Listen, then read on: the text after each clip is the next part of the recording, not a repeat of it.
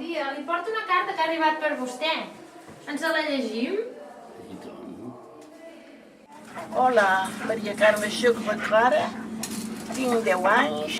Em faria molta il·lusió que em diguessis i descobrissis el moment més feliç de la teva vida. El meu moment més feliç? Sempre. Sempre sóc feliç.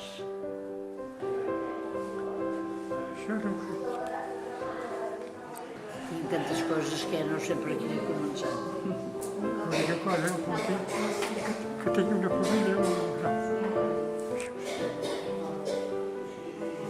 Són molts moments feliços de la vida, però sobretot per coses petites. Doncs, escoltar i poder dir que després et diguin quin bé vas fer i saps que no has fet res.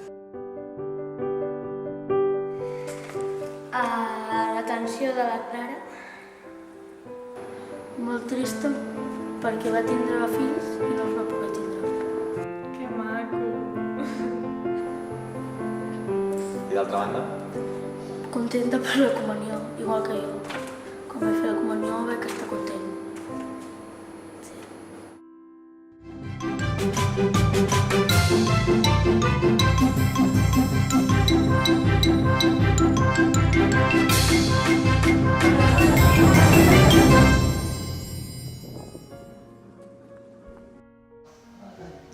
Soc el Martí.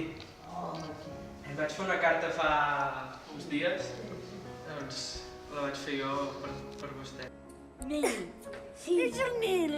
Ai, vine, fes-me una abraçada. Me alegré mucho. Yo te escribí a ti. El meu també va ser a la comunió. T'he fet aquí un dibuix. Vas fer el que et va semblar que m'agradaven a mi. Què és el que m'agraden a mi, que et va semblar que m'agradava? És un camí, al principi del camí ja estàs tu i al final hi ha una porta oberta de la vida. Estar amb la gent, doncs sí, ho he d'estar amb la gent. Identificat. Crec que el millor moment no va ser el dia que va néixer, sinó tots els instants que ho recordeu. Doncs t'ho agraeixo molt que m'hagis d'interpretar el meu sentiment i les meves il·lusions. Mare de Déu, aquesta joventut d'avui en dia saben més que tots. El que nosaltres no hem fet ho feu vosaltres.